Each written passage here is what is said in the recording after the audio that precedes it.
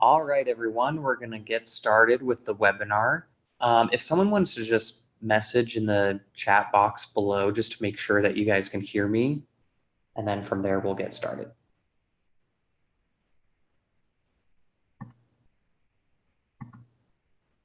Perfect. Thanks, Lindsay, for letting us know.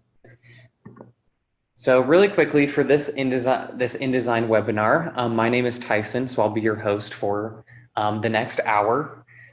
This webinar happens every month. We try to run it every second Wednesday. So if a lot of the things that we cover in this webinar, if you actually want to go back and kind of review some of our previous months, I will send out an email right after this. And then that way you can have links to a lot of this slide deck that I'm going to review during the webinar. You'll also have access to the recording of this webinar, and then you can also access some other helpful links in addition to previous webinars that we've recorded. The main purpose of this webinar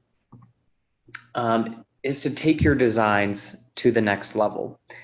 We really want you guys to have this in mind just throughout the webinar, just so that you guys can know that the import process isn't going to be perfect.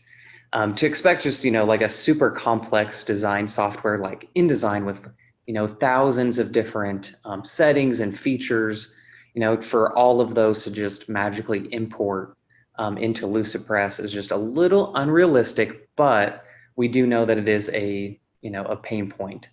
And so we want to kind of cover all of the different things that you might see when you're doing an InDesign import and give as many tips as possible so that you can get those designs into LucidPress as quickly as possible. If you have this goal just kind of in the back of your mind, you'll get through maybe some of the edits that you have to make, just knowing that you'll be saving so much time down the road as you're empowering all of your different users to now take your designs, make edits, and just customize when they need to. And this is all just because templates are truly transformative, and that's because they're scalable. If you think about InDesign, not everyone's going to have either a license to InDesign or even B, the knowledge to be able to make edits in InDesign. So with LucidPress, you're taking these complex, really awesome designs, templatizing them so that the rest of your team can then make edits. So that's something that will just kind of help you realize that maybe there is a lot of work at the beginning of importing all of your files, but then you're going to be saving a lot more time knowing that the rest of your team can do it themselves. For an agenda for this webinar, we're going to do just a quick introduction so you can get to know me a little bit, and then we're going to jump right in. I'm going to share my screen, and we're going to import a file that I found. Each webinar, I try to pick a different file, also from a different industry. That way you guys can kind of get some more ideas of how to make edits to your files. And then from there, we're going to give some tips of how to make edits within LucidPress, explain how to add locking, and then converting to a template. So all of the kind of best practices from start to finish, importing your InDesign file, and then creating a brand template. So going to me, this is me, I'm Tyson. I'm on the professional services team, and I've recently actually switched over to the marketing team as a graphic designer. So a lot of the things that you're doing in LucidPress, importing your InDesign files, I'm actually doing that for our team and creating templates for mostly our sales and marketing team. So kind of the same things that you guys are running across, I'm also doing. So there's my email as well. So if you ever have a specific question, feel free to reach out. And I'm going to actually launch a poll for everyone. So we would just like to know, so at the bottom of your screen, it should just automatically pop up. We would love to know what specific topics you would like me to cover on. There's kind of different responses there. And then maybe what industry you're in. So we would love to know, just so I could give some specific tips for your industry. That way you guys kind of get the most out of this webinar. So as you guys are voting for that, I will mention at the bottom of the webinar, there's a box for Q&A. So if you have any questions, you can type them in there. Also, there's a little chat button. Both of those will work. I'm going to try to periodically just pause the webinar review those questions live, and so that we can kind of answer those. Also, I'll try to leave some time at the end so that if you have any other random questions, you can make sure to answer those at the end too. Awesome. So it looks like from what people have responded, the majority of people would love to know how to make edits to files and also kind of best practices around templates. Everything else I'm going to try to kind of cover as well, just maybe not as in depth. And then industries, looks like we got real estate and higher ed, and then one other. So that's pretty cool. So I'll try to give some tips for both real estate and higher ed. So we're going to click end on that. Awesome. Cool. So we're just going to jump right into practicing a live InDesign file that I found. So I'm going to go into LucidPress. This is one of my demo accounts that I have. You can kind of see a little bit of how I've set up my account. I have folders for in progress. So that's kind of all of the files that I'm currently working on. Maybe I've already started, an import from InDesign, and then maybe I share that in progress folder, with the rest of my team so that other graphic designers can kind of collaborate and make edits and just make the template process a little bit faster. And then maybe once it's totally done, maybe I'm not quite ready to share it out with the rest of my team, I'll maybe move it over to template ready. That's just kind of one way that I've organized my account, but feel free to kind of do it however you'd like. The other thing I want to point out as well, you can kind of see we just rebranded as of today. So you'll kind of see a lot of new changes across LucidPress with our new teal and kind of an updated logo. So I'm also very excited about that and doing a ton of that this week. For an InDesign file, you can kind of see this little InDesign icon up here on the top left. That's where you begin your InDesign import. And what's cool is you can pick a specific folder, and that's where you can start, and that's where that InDesign file will go. I'm just going to leave it in my documents. That way I can just quickly find it and move it to a specific folder. So InDesign import, it'll pop up this message box that will tell you to convert any of your INDD files to IDML. If you package your InDesign file, it will give you everything that you need for importing into LucidPress. To package an InDesign file is very simple. If you open your file, literally you just go to File, and then there's a button called Package. And as long as you haven't adjusted any of those settings in the past, everything should be turned on by default. It should have the option selected to include the fonts, the images, and a PDF of your document. So kind of all of those things are important as you're doing your InDesign import. So we're going to click continue since we've already packaged our file, and we'll click import and then just locate our file here. And we're going to work on a booklet. I'm really excited about this one just because it has a lot of different pages and kind of different shapes that we're going to have to kind of work through and kind of tweak. So we're going to click open. This first importing is going to kind of import all of your layers, your shapes, your text boxes from InDesign. And then now you're going to get a message box that's very similar to what you'd see in InDesign if you got a new computer or you're opening your file on a different laptop. You'll get missing fonts and then any missing images for your specific import. For fonts, I want to quickly touch on, we have kind of two different locations of where you can upload fonts. So you can go ahead and click upload and upload these missing fonts, but just know if you do that, it's going to upload the fonts only for your specific account. So if you share this document out with the rest of your team and they don't have access to the font, then they're going to see a bunch of squares and get really confused, and it's going to be a little bit of a mess. So what I usually recommend is, obviously if this document is going to be a template later on, it's going to be shared out with the rest of your team, you should beforehand, let's jump over to the brand assets tab. If you come here, you can upload what we call brand fonts. So if you come here, I heavily recommend doing this kind of the first thing that you do when you have a Lucipress account is just fill out your colors, your images, and then upload any fonts that are used throughout all of your InDesign files. That way, when you're coming and you're importing a InDesign file, all of those fonts will hopefully just automatically match from your font section. So a little confusing, but just know you should always upload all of your fonts so that they're available for the rest of your team. But for this case, since it's just a practice, I'm just going to upload my fonts here. Go to Document Fonts, select all of those, and click Open. And then the one thing I want to point out, you can kind of see over here, it's kind of uploading all these different fonts. And the ones that match will have a green check mark and it will kind of disappear. For any fonts that maybe were in your package InDesign file, or maybe they're an Adobe Typekit font, anything that's not matching correctly, there's kind of a few different reasons for that. The first is we support OTF and TTF fonts.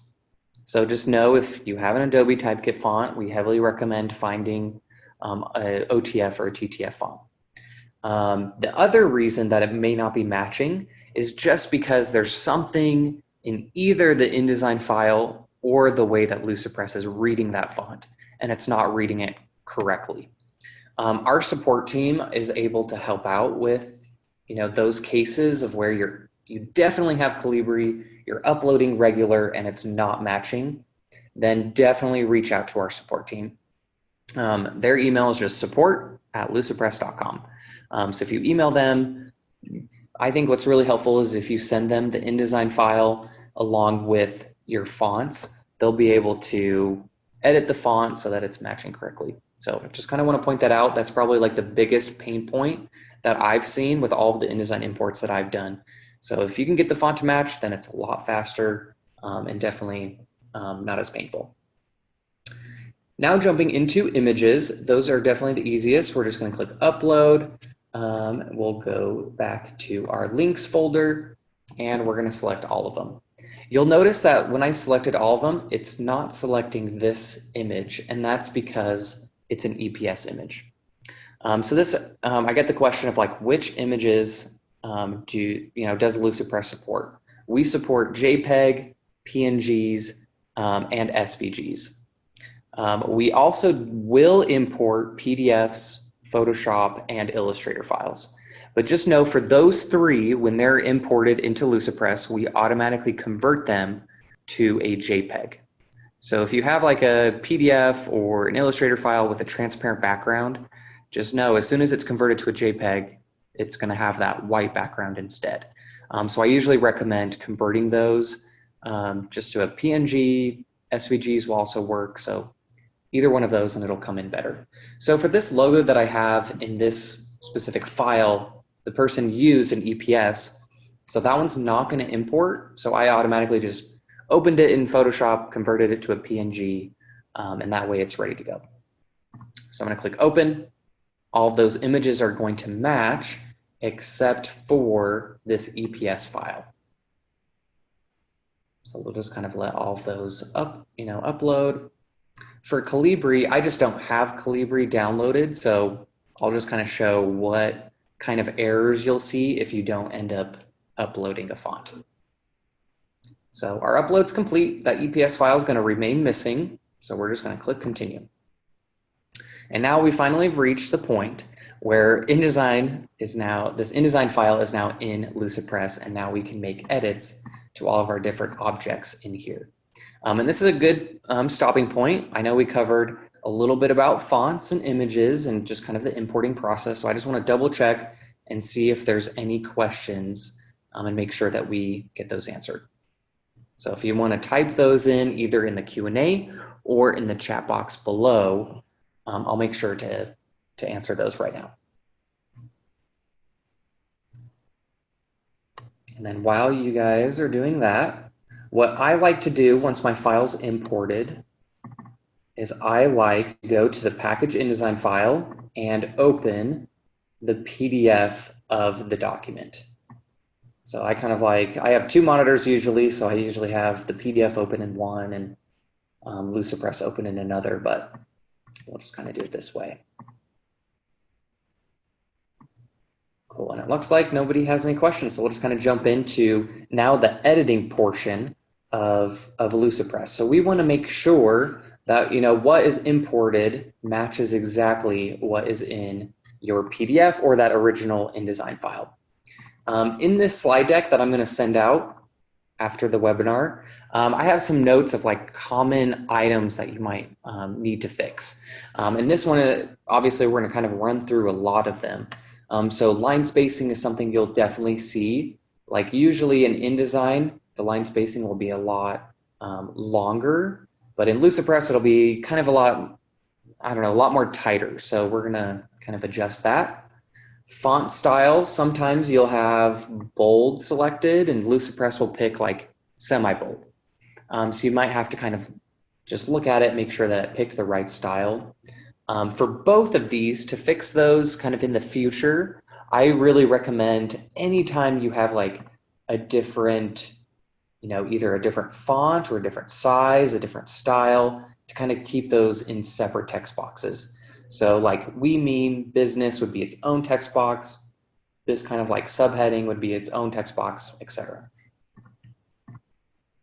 The other thing too, this one didn't have any gradients, but there's kind of two different ways you can add gradients in InDesign, and one of them we don't support. So sometimes your gradients won't come in. It's very easy to add back that gradient, but just kind of know and kind of freak out if there's not a gradient, you can easily add it back. And then images, we've already touched on with JPEG, PNG, and SVGs is kind of the main file types that we support. So let's go back to our document. And with this one, I tried not to practice too much just so you guys can see realistically like how much time it takes to kind of edit a document from start to finish.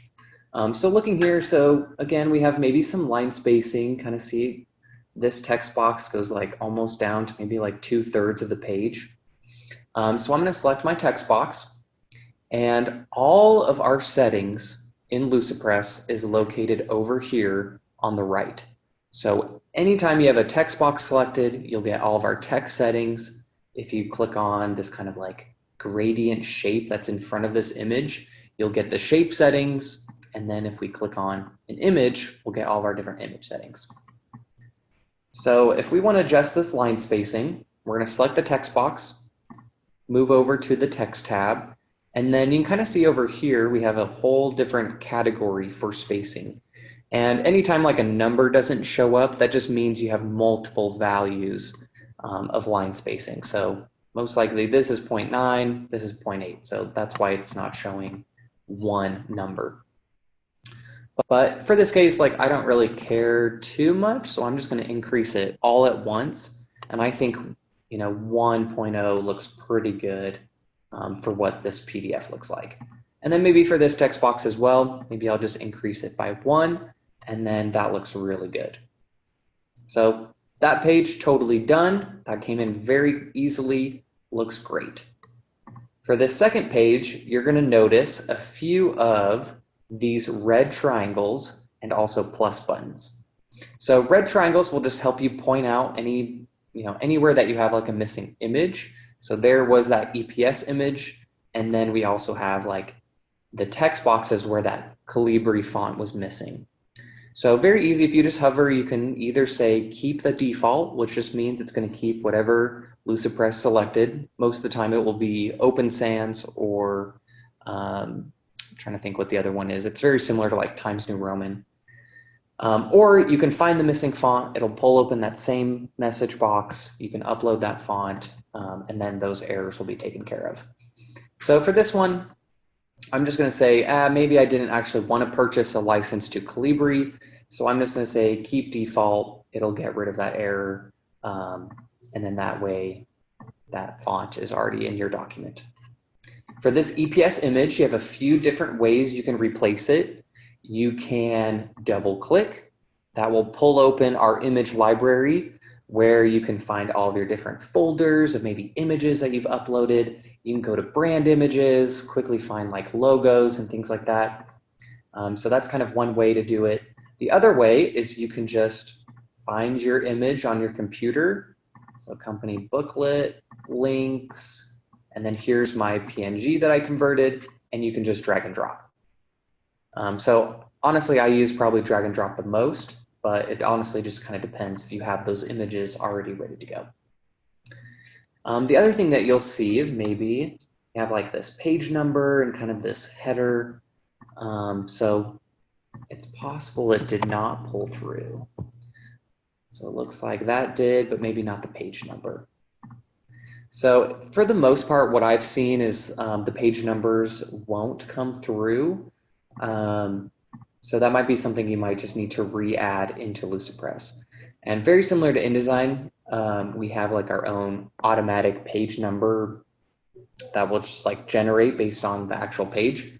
So if you go to Insert, Page Number, that too will automatically show up, and it looks good. It's already white, so that's perfect. This image, you can kind of see it's a little crazy. It looks like it's upside down. It's not quite going all the way to the top.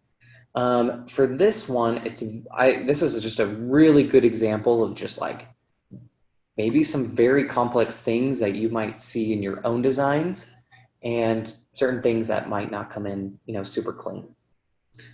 So for this image, it looks like they put it in a triangle shape in InDesign. And with Lucipress, anytime you're trying to put an image in a shape and you rotate the shape, there's not a way to also rotate the image. So I can come over here and try maybe under layout, try like flipping it, but it's going to just flip the shape and not the image inside the shape, if that makes any sense. So for this one, what I recommend, I honestly the fastest way is just to delete it. And then we're just gonna go back and find, let's see, desktop, company booklet. We're just gonna find that picture again, drag it onto our canvas. And then since this is mostly just like a background image, that's what I'm going to do is just make it as big as possible, kind of position it in the right place, right click, and then we're going to send it to the back. So I think that's honestly the best case for this one, since it doesn't really need to be in kind of a crazy looking shape. So for the most part with that page, looks good. So we're gonna move on to this one. And this one has another image where you can kind of see it's upside down and there's not really a way, like even if you try rotating it or flipping it, like that image is just going to be upside down. So for this one, there's kind of a few different options. And what I like you to kind of think about anytime you're doing your designs is to think, what are my end users going to edit? If they are going to edit this image and they're going to swap it out with a different image, they can be able to customize it a little bit. Then what you can do is either export an SVG shape that looks exactly like this. And then that way you can fill that shape with the image. That would kind of be the fastest way. Or if your end users are not going to change out this image, like it's a permanent photo, you don't want them messing with it. Honestly, I think it's probably faster to just open the file in InDesign, select that layer, export it as a PNG, and then just add it to your document. That way it's already that shape. You don't have to worry about kind of converting it to an SVG and filling it, all of those kind of other steps. So that's just kind of what you have to think is just what kind of workarounds you can do based on, what things are your end users going to actually edit. If they're not going to edit it, then there's definitely a lot of things that you can do to make the import a lot faster. And I'm going to actually hide the margins, that like blue line, so it doesn't show up. The last thing that I'm going to show on this one, how to edit, is this table. So tables are honestly, pretty complicated for Lucipress to import, only because, each row could technically have its own formatting. And so for Lucipress to read all of the different cell formatting from InDesign, it honestly just kind of does its best. And this honestly looks nothing like it's supposed to. But I'm just going to kind of give some quick tips of how to get this table looking like it should. So again, this one has that red triangle. It says it's missing that font, so we're just going to say keep. And then there's a few things that we need to change. We need to change the fill of kind of all these different colors. And I don't know the hex codes of all of these. So what I'm going to do is just take a screenshot. And once that saves, we're going to add it to our document. Make sure we don't drag it on top of something. And then what I want to do is just select my table, go over here to our table settings, and then honestly, you're going to want to edit kind of the border. So first thing we want to notice, we want it to be kind of this white border. So we're going to come over here to the color, change it to white, maybe increase it to 2, so that looks a lot better. We want to then maybe change the fill colors. So it's really cool. We have this setting. You can either change the fill of everything all at once, or we kind of have these two options, which kind of has alternating color patterns. So we're going to do that instead. Use this eyedrop, and then maybe pick this color for the first one, and then use this one for the second one. So that looks pretty good. And then that way I only have to edit this top cell to this color and then the bottom cell. So just know that tables are definitely going to be the hardest to kind of edit, especially if you have a lot of different formatting. But if you just take a screenshot of it, use the colors, it honestly comes in a lot faster. And then the other thing we're going to do is we're going to middle align the text so that it all fits and kind of just looks a lot cleaner. The other thing you can maybe adjust is like you can see how close the text box is to kind of the border, just kind of on this column. You can adjust that by just selecting the whole entire column and then maybe editing under indents. Maybe you kind of give a little bit more padding on the right. So that's kind of all I really wanted to touch on with editing. Obviously, you're going to want to make sure you go through all this page, kind of expand these plus buttons, fix those font errors. But for the most part, like you can tell, the InDesign import pulled in basically 90% of your document, and the rest of that 10% is just kind of going through, adjusting a little bit of the line spacing, some of the images, and then sometimes messing with the fonts. So is there any questions that anyone's seen about either tables, images, text, or anything kind of editing related? Feel free to just type that in the chat box and we'll be sure to answer that.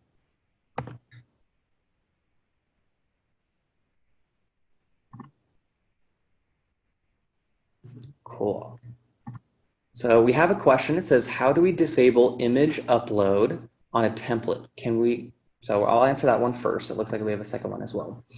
So if you want to be able to disable, like let's say this image right here, if you want to prevent your users from, replacing this image, that's going to be in the lock settings. And I'm going to cover that right after this. So I'll kind of show where that lock setting is. Your next question was, can we add a character limit to a text box? That's also a really good question. That we don't have like an exact setting to limit the amount of characters per se, but a lot of that can be covered in locking. So let's say, let's expand this one. Let's say you definitely don't want them to exceed, the amount of text that's in this size of box. In our lock settings, which is just up here at the top right, you can go ahead and say, I want to lock down the size and position of this text box. That way they can still come in here, they can edit the text, type in their own sentences, but if they come over here and just, let's just do an example. As soon as I, start typing more than the text box, you can see it's not going to show up. So it kind of helps prevent them from typing too much and then kind of making those adjustments. So that's kind of what I've usually recommended is if you just lock the size and position, it's very similar to kind of doing a character limit. And as you guys think of other questions, you can write those down. I'll just jump right ahead into locking. Well, actually, before locking, let's cover kind of our template checklist. So this is what I recommend. What you'll do once your file's imported into Lucipress and it looks exactly like your original file, this is what you're going to want to do so that it's ready to be shared out with the rest of your team. So the first thing is you're going to want to add smart fields, then maybe provide some notes, kind of use it as guidance for your users so that they can kind of get help when they need it. Create page templates, and then the last thing is locking. So I'll kind of make sure that we cover that. But the first thing is adding smart fields. This is something that won't happen on every single template. It really will just kind of depend on A, kind of what the template looks like, and then maybe B, what industry you're in. So I do know that for higher ed and for real estate, smart fields is a great feature that honestly a lot of our customers use. Smart fields, essentially what it allows you to do is just have information automatically fill in based on who's using the document. So let's say with this document that I imported, on the last page, it has some contact information like a telephone number, an email. Maybe you want this specific flyer to just automatically populate with maybe your sales reps, photo and email, his phone number, have all that information just automatically enter in. That's what the power of a smart field can do. It can just automatically fill in all that information without them having to type anything in. Also for real estate, we have what we call property listing data. So that means if you're making a flyer for a new house that you're selling, you can automatically pick a specific property, and that will automatically fill in the number of baths, the bedrooms, the list price, kind of a property description, the neighborhood, all that information will just automatically fill in on the page without them having to like copy and paste or literally do anything. So it's a great feature. To add smart fields, let's say for this specific one, I want the phone number to automatically fill in based on who's using this document. You're just going to highlight the phone number, go up here to Insert, Smart Fields, and then if you want it to pull from the person's profile, that's what we want, then we're just going to click Cell Phone. And you'll get these little brackets that will show up to help just kind of quickly indicate that it's a smart field. Let's say for email, I'll just kind of show that step again. We'll go to Smart Fields, Profile, and then we want it to show the person's email.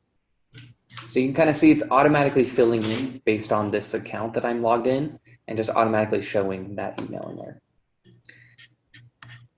If we go back to smart fields, you can kind of see other options as well. So we have team smart fields, which means like it can fill in information about your team. So like your company name, your company address, the main phone number, any information that's kind of the same across every single user. That's what a team smart field is. And then if you're in real estate, property listings will show up where you can see all of that good information about the address, the city, the list date, property price, all that information will appear here. Then any information below that is what we call data automation. And man, I wish I had enough time to totally cover data automation, but it's super powerful what you can do. You can essentially create a Google Sheet with information that you want to use in your documents. So this is an example of kind of a real estate template that I've made where it has like address, kind of your standard property information like property price, the email. But you can make ones like an employee directory. So if you want to, let's say you have an intern and that intern is making flyers for multiple people, maybe an employee directory would be super helpful because then you'd already have, every employee in here with all of their contact info, all of their phone numbers. And then that way, instead of their information, the intern's information populating, they can say, oh, actually, I want to use Kristen. I'm making this flyer for her. And then all of her information will show up. We've also seen for higher ed, a lot of people will create like a sport event kind of calendar where like different events are happening, kind of the description of what's going on. This has been pretty common for like social media posts. If you just want to quickly kind of populate a social media post, if you have all of your information already in a a Google Sheet, then it can be very easy in Lucipress. And then here's kind of another staff contact info sheet that I've created for higher ed. So kind of like your different department, title, the different classes that maybe they're teaching. So you kind of have all that information populate. So even though I can't cover entirely data automation, I will send out kind of a helpful article that explains how to connect all of your different Google Sheets to Lucipress and kind of fully utilize those smart fields. But for the most part, it's pretty easy. So we'll go back to our checklist. So that's how you'd add smart fields. Not every document will have it, but if it does, add those. The next step will be to provide notes. So let's say with this image, you want to give them the option to be able to swap it out. But to kind of make it easier for your end user, you can actually add notes here. So I just right click, click add note, and then you can type in kind of some instructions to kind of help them along. And what's kind of cool is you can format it, kind of make it bigger, make it your same brand font. And then this way you can kind of say, hey, to replace this image, double click, and then maybe go to this folder. We have like a ton of different examples that you can pick from. So that's kind of super helpful. And notes, as you can see, aren't technically on your document. They just show up kind of on this little icon that if they click on it, they'll get different instructions. So those are pretty cool. Definitely help with kind of the flow for your users as they're learning Lucipress. The next step is to create page templates. These are also really cool. Let's say, so this booklet that we have is 6 pages, but maybe you have like some additional pages that they can actually insert into this booklet. So they can actually delete some pages, add some other pages. These are pretty cool where you can give them kind of different options of which images that they can pick. Different pages that they can pick. So let's say this page, it's just kind of like a cool, maybe back page option or something. Once you have it totally designed, you can come over to the page thumbnail over here on the left, right click, and then you can say, I want to create a template from this page. This is going to be my back page option 1. And all of your different page templates will then populate over here on the side. So if they ever want to add different options, they can kind of pick through. It will just automatically add that page to their document. I've definitely seen people use this for like postcards. So they'll have different versions of the front, but then maybe the back is the exact same. So it kind of gives them an option to just pick different fronts. Business cards, I've seen them use it for that as well. And then anything that has kind of a lot of different pages, it's kind of nice when they don't maybe need all of them, but it's kind of nice to have that option for them. So that's page templates, pretty cool. And the last step will be to apply locking. So this is definitely everyone's favorite step. We'll start here at the top. The fastest way to get to locking is up here at the top. And then if you remember anything from this webinar, it's definitely this. This is my favorite tip to give. Up here at the top right is a pin. And if you click on it, it will keep your lock window open. So if you don't do that, literally every time you lock something, let's say we lock this one, as soon as we go to the next one, it closes. So it's kind of frustrating, but if you click that pin, it just keeps it open. You can just quickly lock down everything on your file. So let's start with our logo. We definitely want to lock that down. So you can select multiple objects. You can say, I just want to fully lock it down. Maybe with this kind of like text box, maybe you want to be more flexible. So you can expand these, kind of get different options. So you can say, I want to lock the size and position so they don't type anything super long. But maybe I want to fully lock down the style. And when you do that, you can kind of see over here on the right, you can see different items are being grayed out. So you can see I can't change the font, I can't increase the font size, change the color, the spacing, kind of a lot of those different options are going to be grayed out. But maybe you want to be more, flexible. Maybe you give them the option to change kind of from bold to maybe regular. Maybe you give them the option to change the font size, the font color. So you can kind of be as flexible or as strict as you would like to be. And then content always refers to what is inside of that box. So if you want them to be able to type in whatever they want, you'll leave content unlocked, and then that way they can, type in their new title. But maybe, for this one, since it's kind of more of a header, we're just going to lock content, lock style, and maybe lock the size and position so that they don't edit anything. And then for this text box, same thing, lock the size, maybe lock the style, and then content, leave it unlocked so that they can edit those texts. For images, it's also very similar. So if we want them to be able to swap out the image, you'll want to leave content unlocked, since that's what refers to inside of that box. But for the most part, we just want to lock down style so that they're not changing the border or adding a shadow or kind of changing the opacity. And we want to lock the size and position. That way they're not moving it around, they're not resizing it. But since we have content unlocked, they can double click on the image. They can see your image library, any folders that are shared with them, and they can replace it with a different image. And what's kind of cool, if you want to provide some instructions, this is where it might be good to have that. You can tell them how to crop so that they can move the image so it looks a little bit better in that box. So pretty cool. And it looks like we have some questions in the chat, so I'm going to double check that we answered that. Lindsay asks, is there a way to just lock position but not size? That is something I have seen, like that's definitely been requested where you can, maybe lock down the size of it, but just give them the option to kind of move it around. For right now, it is just together size and position, but I'll definitely add that to our feature request sheet and just make sure that our engineers knows that you would like to have those separated out. So other customers have definitely requested that. Yeah, and you just mentioned like for other text boxes, it's good for like real estate that might have long, addresses. One way you could get around that though, let's say like this text box is about this size. You don't want them kind of going maybe even longer than that because then it starts coming on top of that shape. You can lock down the size, but maybe with style, you leave font size unlocked. That way, if they do type in something super long, they can make the font a little bit smaller. Not quite that. That way they can fit a little bit more in that box, but still kind of stay within those boundaries.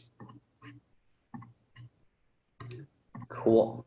So that's mostly it with locking. The last thing that you can lock down are actually the pages themselves. So if you click on a page and you have the page thing pinned open, you'll get our different page lock settings. So you can prevent a page from being deleted. You can also lock down properties and settings, which refers to kind of the document size, the background color, the margins. So just kind of making sure that they're not tweaking any of those. For whatever reason, prevent adding content. It won't let you select that when you have a spread layout. Because typically you're adding additional pages to it. So if I turned off spreads, so then it's kind of more of this standard format, I can come here and then say, oh, I don't want them to add any new content to that page. So that means if they try to add a brand new image, so maybe like this little seal, they'll try to add it and it says additional content cannot be added to the page. So it kind of prevents them from adding anything new to your document. So that's mostly it with locking. Is there any other additional questions about smart fields, notes, creating page templates, or locking? For the most part, that's what you're going to want to do for every single document. It's just kind of make sure you go through those 4 steps, and then you'll be ready to go to convert it to a template. And I'll go through how to do that. It looks like we don't have any questions. So for the template part, we're going to come back to the My Documents section. We're going to find our file. And right now, just kind of give it as kind of a high overview. Any document that's kind of in this document section, this is just like on your personal account. You can share out these files. but all of your templates that are going to be used by, the rest of your team are going to be located over here on the templates page. And before you even convert anything, what I highly recommend is setting up how you would like to organize all of your templates. So you can kind of see I have some examples over here. I'm, organizing all of my templates by document size, just so people can quickly pick if they want a 4x6 or 8.5 by 11.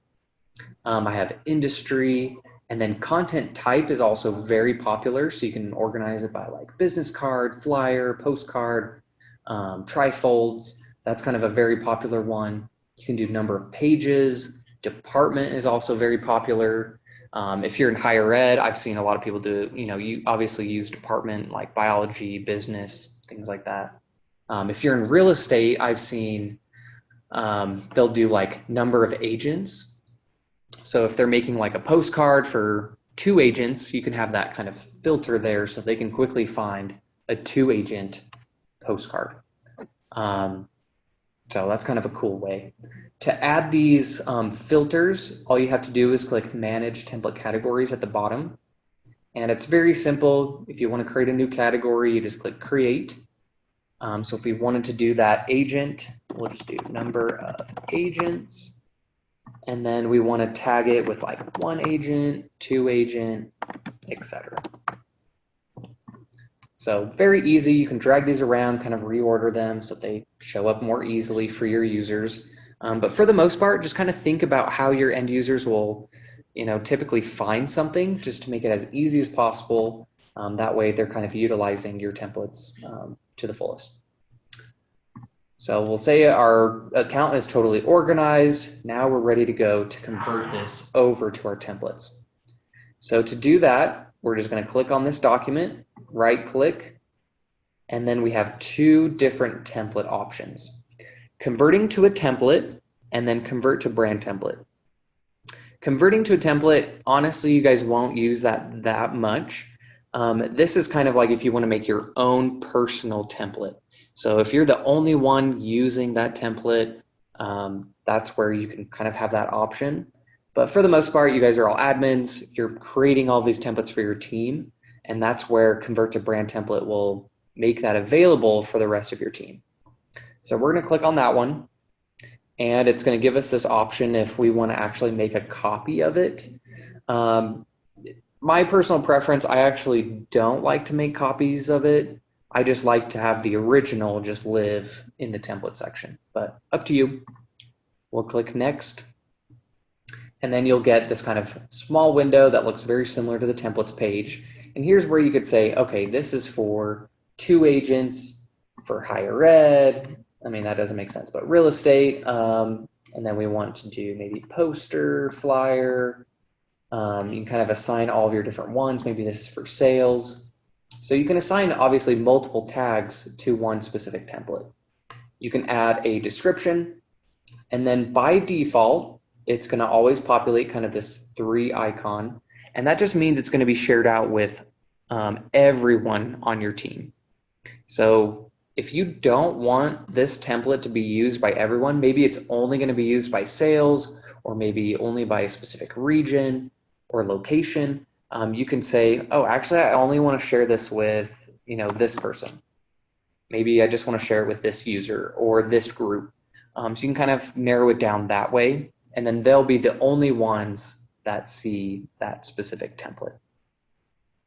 And then right below that, pretty cool, we have like notify via email. So that might be a good option down the road as you're creating new templates and you want to kind of notify, your team that they have a new template that they can use. Kind of cool. By default, it won't be selected, so don't worry about spamming your users. And we're just going to click Save. You'll kind of see down here at the bottom, little green check mark. The document has now left because it's now showing up in your template section over here. And what's kind of cool, it will have this little like green banner, I think for 3 days. So it just kind of is a nice way to show your users what specific templates are new. That way they can just quickly find that specific template. And you can see now that when I'm in the template section, if I hover over the document, it's only giving me the option to create a new document from the template. So this is kind of where all of the magic happens, all of your locking, all of your smart fields, all of your notes kind of stays, intact because no one's editing that original template. They're always creating a new copy from the template. Let's say maybe down the road, you want to tweak something, maybe unlock something, or maybe make it more strict. You as an admin, you can click on these three dots and you can edit the brand template. That's the original file. It'll open back up in Lucipress, kind of our editor, and it'll give you those same options. You can edit the document and then it will update. So pretty cool. So that's kind of it from start to finish. Literally, we covered everything from packaging an InDesign file, importing it, making edits, getting it ready to be a template, and then converting it. So I know we covered a ton. If there's any specific questions, again, I definitely recommend just kind of typing it down below.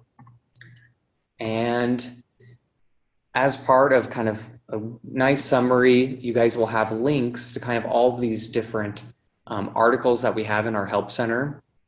So if you kind of run across any font errors, image, locking, if you want kind of a refresher, maybe on tables, those are also very helpful.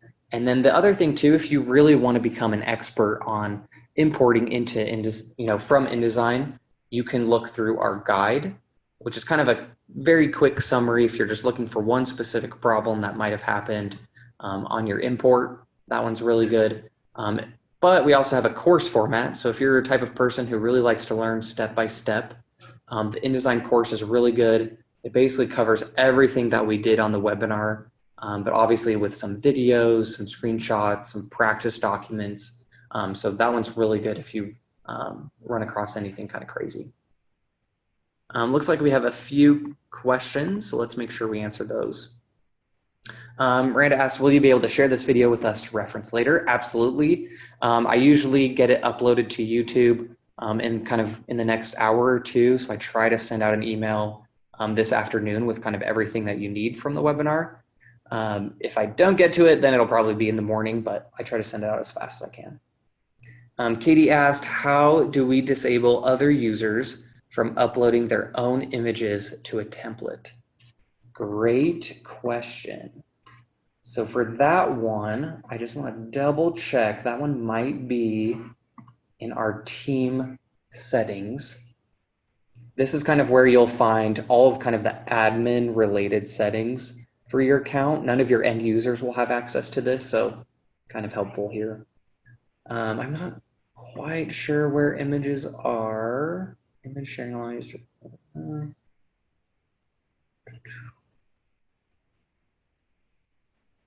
There is that one. I might have to get back to you on where our image uploading settings are. I know it's somewhere in here, but for the most part, like you can prevent users from kind of uploading their own, low res, images. Usually if you have kind of folders already in your kind of image library. So if we come over here to images, here's kind of where you can manage all of the images that you've uploaded, you've imported from InDesign. You can create different folders in there. So typically what we recommend is just having folders of like stock images, your logos, taglines, anything that might be used in multiple documents. Just having that ready, that way it's just easier for them. They don't have to go searching for anything. Hopefully they're not searching in Google for any crazy images or anything. So having that is also kind of a great way to just make sure that they're using what they're supposed to. Let's see. How do we disable other users from creating their own templates or documents that aren't considered brand templates? Oh, okay, so I do know where that one is. That one is under brand assets and then settings. Here is where you can kind of restrict a little bit more on your brand. So you can say, oh, I want to disable the option for users to import from InDesign. You can also disable the option to create blank documents. So that's kind of good. It really forces them to use those templates. And then you can say enable standard templates. So that kind of turns off the ability for them to use any of our free Lucipress templates and only use your templates. So those are some great restrictions in there. Also, I heavily recommend these last two, turning those on or making sure that those are turned off. So great question. And then Seth asked, how do you add tags to images? This is also, I'm really glad you asked this. So we do have this kind of tag feature up here at the top, but just know that tags will only appear on your personal account. So if you start making tags and someone else logs into their Lucipress account, they're not going to see all those tags that you created. That's definitely one of my biggest feature requests that I would like to see added to Lucipress. But for right now, the tags don't work from account to account. For the most part, you can just get around that by just doing folders. So just kind of make sure that it's as easy as possible with those, just so they can find it quickly. Katie also asked, how do you add an approval phase before a template goes to print? Oh, I love this. So approval process is under, that team tab. So we go to team, go to collaboration, and then approval process. Over here, you can say, I want to require approval for all users. So that means if they're not an admin, if they create a document, they will not be able to download, print, or do anything before they can, they have to request approval first. Let me see if I can pull up exactly what that looks like in our Help Center. So down here at the bottom is a link to our Help Center. If you ever have any questions, I'm just going to search for approval process. So this is what it will look like for a user. So if you have this turned on, when they're opening a document, they'll have the option to share it, but they can't print or download. They'll instead see this request approval button. They'll get a little pop-up and they'll see a list of any admin that's on your account. They can select one, add some notes in there, and then click request. The admin will then get an email and they'll also get a notification up here in Lucipress at the top. You can kind of see right here, Lucipress user requests approval of the business card. So kind of have two different ways that you can kind of respond to those approval requests. And from an admin standpoint, it's very easy. You just open the document, you can say review and approve. You can say if you approve it or don't approve it, give them some notes, and then they're good to go. So great question.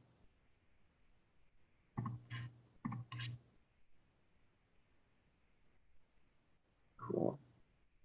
Yeah, and I'll definitely let you know, Katie, about the option to disable the option to upload your own photos. Cool. Any other additional questions? And if not, just know that I will be sending out this recording, this email, and additional kind of links that will be helpful for InDesign import, hopefully by the end of today, if not in the morning. So we thank you again for joining us for this webinar. If you found that this is helpful, again, you can also register for our webinar next month. It will just be that second Wednesday in February. So thanks, everybody.